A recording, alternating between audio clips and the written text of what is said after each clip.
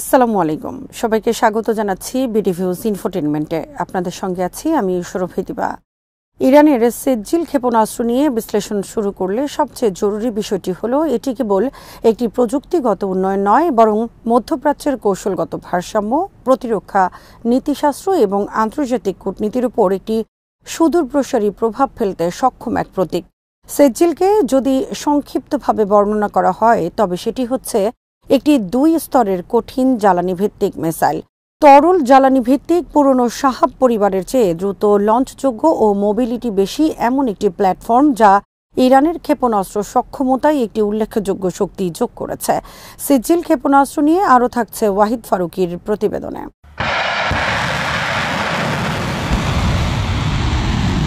প্রযুক্তিগত দিক থেকে সলিড প্রোপেল্যান্ট ব্যবহারের সবচেয়ে বড় সুবিধা হলো লঞ্চের পূর্বে জ্বালানি ভরাটের প্রয়োজন থাকে না, ফলে ট্রান্সপোর্টার ইরেক্টর লঞ্চার থেকে দ্রুত ঝাঁপিয়ে লঞ্চ করার সক্ষমতা থাকে।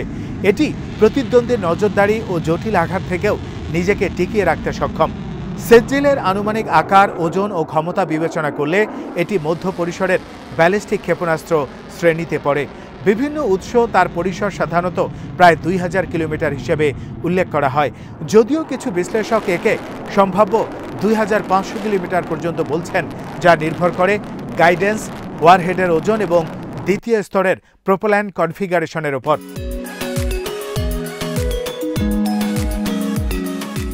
ওয়ারহেড বিবেচনা করলে সেজ্জিল সাধারণত মাঝারি আকারের একটি রেকনি স্ট্রাকটেড শিপমেন্ট বহন করতে পারে, আনুমানিক 500 থেকে 1000 কেজির মধ্যে, যা কনভেনশনাল যুদ্ধক্ষেত্রে অত্যন্ত ধ্বংসাত্মক।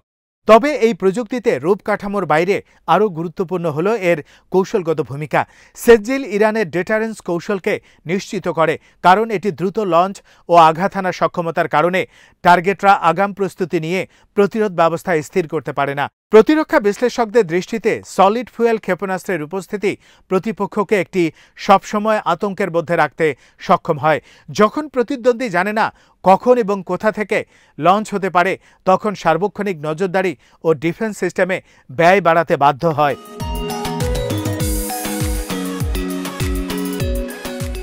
এর মাধ্যমে এক ধরনের কৌশলগত চাপ সৃষ্টি হয়। এই কৌশলগত চাপ কেবল সামরিক ক্ষেত্রে সীমাবদ্ধ থাকে না, রাজনৈতিক স্তরেও এটি ইরানের জন্য দর কষাকষির শক্তি হিসেবে কাজ করে।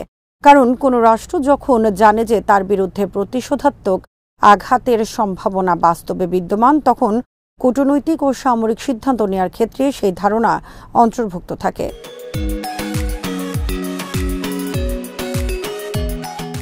কিন্তু সেজ্জিলের উপর অতিমাত্রায় নির্ভরশীলতা বা এটিকে একমাত্র রক্ষা হিসেবে দেখা হলে তা ভুল হবে, কারণ প্রতিটি প্রযুক্তির মতো সেজ্জিলেরও নিজস্ব সীমাবদ্ধতা, ঝুঁকি ও প্রতিরোধের পথ রয়েছে। প্রথমত, গাইডেন্স ও নির্ভুলতার বিষয়টি অতি গুরুত্বপূর্ণ। দীর্ঘ দূরত্বে ক্ষেপণাস্ত্র সঠিক রিলেটিভ অবস্থান বজায় রাখা এবং লক্ষ্যভিত্তিক হিট রেট নিশ্চিত করতে উন্নত এন্টারিয়াল নেভিগেশন সিস্টেম, স্যাটেলাইট নেভিগেশন সমন্বয় এবং টার্মিনাল গাইডেন্স প্রয়োজন।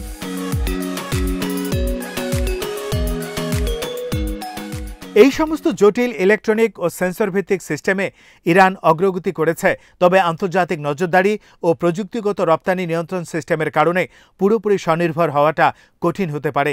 দ্বিতীয়ত, প্রতিরক্ষা ব্যবস্থাগুলো দ্রুত বিকশিত হচ্ছে। আধুনিক রাডার, ইন্টারসেপ্টার এবং মাল্টি লেয়ার এয়ার ডিফেন্স সিস্টেমগুলি ব্যালিস্টিক ট্র্যাজেক্টরি শনাক্ত করে উৎক্ষেপণের সঙ্গে সঙ্গে ট্র্যাক করে দ্রুত ইন্টারসেপ্ট পাঠাতে সক্ষম। যদি সেজ্জিলের ডিজাইন কোনোভাবে ম্যানুভারিং টার্মিনাল আচরণ, রাডার সিগনেচার হ্রাস বা কাউন্টার মেজার্স যোগ করে, তবে তা প্রতিরক্ষাকে জটিল করবে। তবে এর জন্য নির্দিষ্ট প্রযুক্তিগত মান ও পরীক্ষা নিরীক্ষার প্রয়োজন।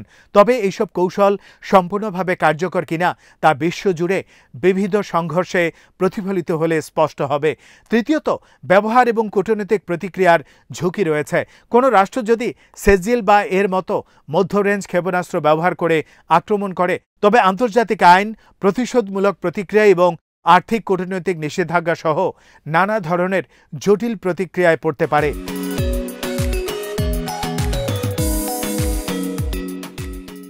2025 সালের উত্তেজনামূলক মুহূর্তগুলোতে সেজ্জিলের একটি কার্যকর উদাহরণ, যেখানে ইরান তার তাৎক্ষণিক সক্ষমতা প্রদর্শন করার দাবি করেছে এবং কিছু প্রতিবেদনে বলা হয়েছে যে সেজ্জিল ব্যবহার করা হয়েছে সেটি ঘিরে বিভাজনও আছে। ইরানের দাবি, প্রতিবেশী ও আন্তর্জাতিক মিডিয়ার বিভিন্ন রিপোর্ট এবং প্রতিপক্ষের দাবি মিলিয়ে বাস্তবিক প্রভাব বোঝা সহজ নয়। অনেক সময় কৌশলগত দাবিগুলো প্রোপাগান্ডা ও মানসিক প্রভাব বৃদ্ধির উদ্দেশ্য ব্যবহার করা হয়। এই কারণে বিশ্লেষকরা প্রাত্যহিক তথ্য ও সামরিক বিশ্লেষণ একত্র করে নিখুঁত চিত্র নির্মাণের চেষ্টা করেন।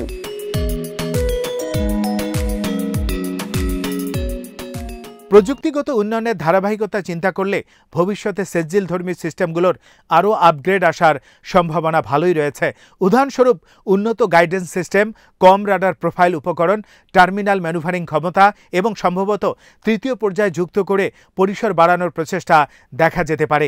এই ধরনের পরিবর্তন প্রতিরক্ষার পন্থাগুলোকে পুনরায় ক্যালিব্রেট করতে বাধ্য করবে এবং অঞ্চলভিত্তিক নিরাপত্তা স্থিতিশীলতাকে চ্যালেঞ্জ করবে। আরেকটি বাস্তব প্রতিষ্ঠিত চিন্তা হল প্রযুক্তি স্থানান্তর। ইরান যদি নিজের ক্ষেপণাস্ত্র নকশা ও উৎপাদনশীলতা বাড়ায়, তাহলে সেই প্রযুক্তি সম্ভবত মিত্র অথবা সংখ্যালঘু গোষ্ঠীগুলোর কাছে ছড়িয়ে পড়তে পারে, যা স্থানীয় সংঘর্ষগুলোর জৈবিকতা বদলে দিতে সক্ষম। তবে এটাও মনে রাখতে হবে যে ক্ষেপণাস্ত্র প্রযুক্তি সহজে বিক্রি করা যায় না।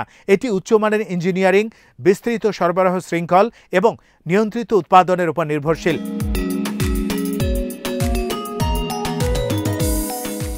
অর্থনৈতিক ও লজিস্টিক দিক থেকেও সেজ্জিল ধরনের প্রকল্প ব্যয় সাপেক্ষ। প্রতিটি ক্ষেপণাস্ত্র উৎপাদন, রক্ষণাবেক্ষণ ও পূর্ব পরিকল্পনা বড় আর্থিক ও মানব সম্পদ বিনিয়োগ দাবি করে। ফলে একটি দেশকে এই কর্মসূচি চালিয়ে নিতে দীর্ঘস্থায়ী অর্থনৈতিক সহায়তা দরকার। সামরিক কৌশলগত দিক থেকে সেজ্জিলের বাস্তব ব্যবহার কিভাবে সীমাবদ্ধতা ও সুবিধার সমন্বয় ঘটাচ্ছে তা বোঝার জন্য দুটি মুখ্য ক্ষেত্র দেখা যায়। প্রথমটি হল প্রতিহিংসা বা ডেটারেন্স। সেজ্জিল ইরানকে এমন একটি আঘাতের সক্ষমতা দেয় যা বহু প্রতিপক্ষকে কূটনৈতিক সিদ্ধান্তে বিবেচনা করতে বাধ্য। দ্বিতীয়টি হল সক্ষমতা পরীক্ষণ।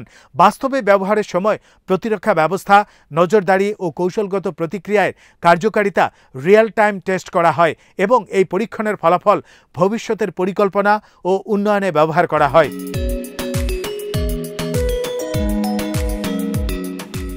এই দুটো ক্ষেত্রের মিশ্রণে সেজ্জিল কেবল অস্ত্র নয়, বরং কৌশলগত যন্ত্র ও রাজনৈতিক সংকেতবাহী একটি হাতিয়ার হিসেবেও ব্যবহৃত হয়। পাশাপাশি প্রতিরক্ষামূলক প্রযুক্তি ও কৌশলও একেবারে স্থির নয়। প্রতিটি নতুন আক্রমণাত্মক প্রযুক্তির যোগে প্রতিরক্ষা ব্যবস্থা এক পর্যায়ে উন্নত হয় এবং তখন জনশক্তি, অর্থনৈতিক বাজেট ও আন্তর্জাতিক সহযোগিতার ভিত্তিতে প্রতিরক্ষা উন্নয়ন শুরু হয়। মধ্যপ্রাচ্যে এ ধরনের গতি প্রকরণ কেবল সামরিক ব্যয়ের বৃদ্ধি নয়, রাজনৈতিক ভাবমূর্তি ও কূটনৈতিক অঙ্গনে পরিবর্তনও আনতে পারে।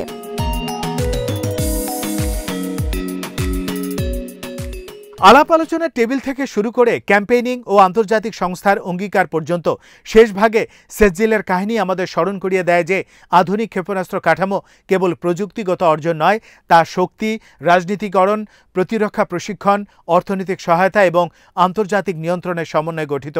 ইরান যদি সেজ্জিলধর্মী সিস্টেমকে আরও উন্নয়ন করে, তবে সেটি মধ্যপ্রাচ্যের জটিল নিরাপত্তা উত্তাপকে পুনরায় আকৃতি দেবে। প্রতিটি কৌশলগত সিদ্ধান্তের সঙ্গে জড়িত থাকবে প্রযুক্তির সীমা, আন্তর্জাতিক প্রতিক্রিয়া এবং ব্যবহারিক সীমাবদ্ধতাগুলোকে বুঝে নেয়া। অতএব সেজ্জিলকে দেখতে হবে কেবল একটি ক্ষেপণাস্ত্র হিসেবে নয়, বরং একটি বহুমাত্রিক কৌশলগত উপাদান হিসেবে, যার বাস্তব প্রভাব নির্ভর করবে তার প্রযুক্তিগত নির্ভুলতা, মোবিলিটি, ব্যবহারিক কৌশল এবং আন্তর্জাতিক প্রতিক্রিয়ার সমন্বয়ে।